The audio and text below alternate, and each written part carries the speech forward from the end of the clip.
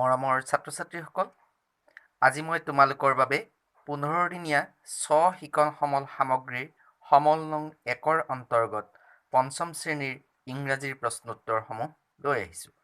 তোমালোকে ছাৰ বাইদেউৰ পৰা পোৱা স্ব-শিকন সমলসমূহ সমাধান কৰোঁতে সহায় হোৱাকৈ এই ভিডিঅ'সমূহ প্ৰস্তুত কৰা হৈছে। তোমালোকে মোৰ চেনেলটো নিয়মীয়াকৈ চাই উত্তৰসমূহ লিখিব পাৰিবা। চাই ভাল পালে চেনেলটো ছাবস্ক্ৰাইব কৰিবা আৰু লগৰ বন্ধু-বান্ধৱীৰ মাজত শ্বেয়াৰ কৰিবলৈ নাপাহৰিবা। আহাচোন এতিয়া আমি আজিৰ পাঠ আৰম্ভ কৰোঁ।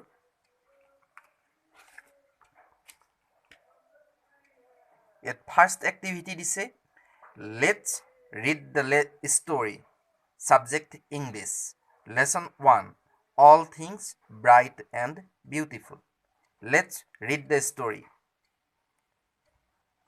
The students, you try to read along with me.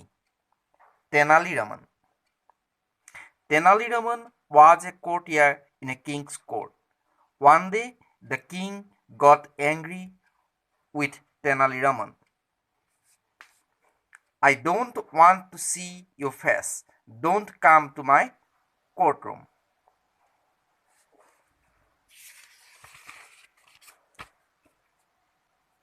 The next day, Tenali Raman came with his face covered with a pot.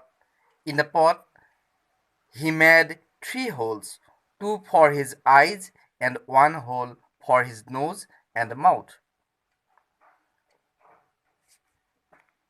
Why have you come again and why are you covering your face with the pot? Your Majesty, you said you didn't want to see my face. You are very intelligent, Tenali. Thank you, Your Majesty. এইটো হ'ল পাঠটোৰ সাৰমৰ্ম হ'ল এনেকুৱা। তেনালী ৰামন এজন ৰজাৰ ৰাজসভাৰ পাৰিষদ আছিল।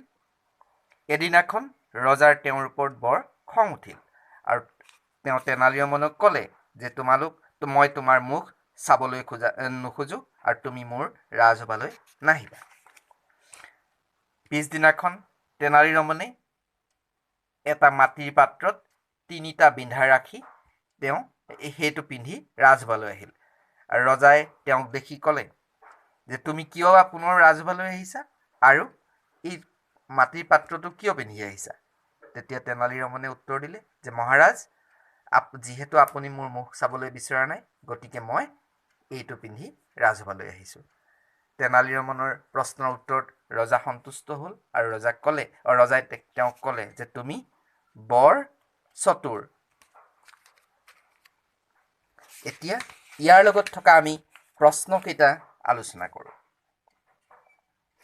Complete the dialogue between the king and Tenali Raman. King, I don't want to see your face. Don't come to my courtroom. King, why have you come again and why are you covering your face with the pot? Tenali, your Majesty. ইয়াৰ উত্তৰটো হ'ব, Your Majesty, you said you didn't want to see my face. King,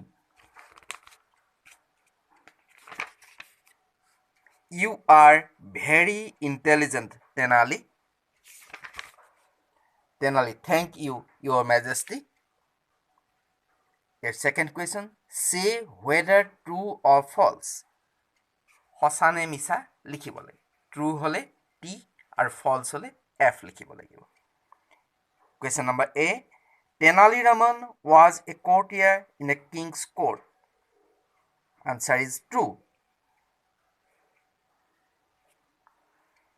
B, one day Tenali Raman got angry with the king. The answer is true. C, Tenali Raman came with his face covered with a pot. Answer is true. D, the king was impressed by Tenali Raman's intelligence. Answer is true. এতিয়া তলৰ question কেইটা চাওঁ answer the following questions who was Tenali Raman Tenali Raman was a courtier in a king's court. Who didn't want to see Tenali Raman's face? The king didn't want to see Tenali Raman's face. How did Tenali Raman come to the courtroom the next day? The next day, Tenali Raman came to the courtroom with his face covered with a pot.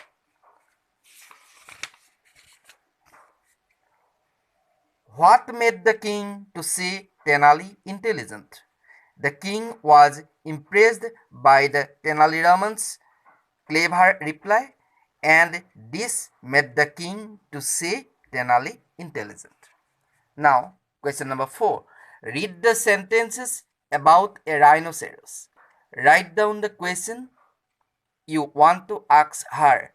Don't forget to put the question marks.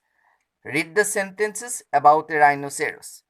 ইয়াত তলত কেইটামান গড়ৰ বিষয়ে বাক্য দি দিছে সেই বাক্যকেইটা পঢ়ি তাৰ পৰা সম্ভাৱ্য কি প্ৰশ্ন হ'ব পাৰে আমি প্ৰশ্নটো সাজিব লাগিব বা প্ৰশ্নটো গঠন কৰিব লাগিব আমি প্ৰথমতে বাক্যটো পঢ়ি চাওঁ এ নম্বৰত আই এম এ ৰাইনো ইয়াৰ প্ৰশ্ন হ'ব পাৰে হু আৰ ইউ শেষত প্ৰশ্নবোধক চিন দিবলৈ তোমালোকে নাপাহৰিবা B. I live in Kaziranga. ইয়াৰ উত্তৰটো এইটো I live in Kaziranga. ইয়াৰ প্ৰশ্ন হ'ব পাৰে Where do you live? Put the question mark at the end of the question. C. I eat plants and grass. ইয়াৰ উত্তৰ হ'ব পাৰে প্ৰশ্ন হ'ব পাৰে What do you eat? D নম্বৰত I am crying because I am endangered. I am crying because I am endangered. ইয়াৰ প্ৰশ্ন হ'ব পাৰে Why are you crying?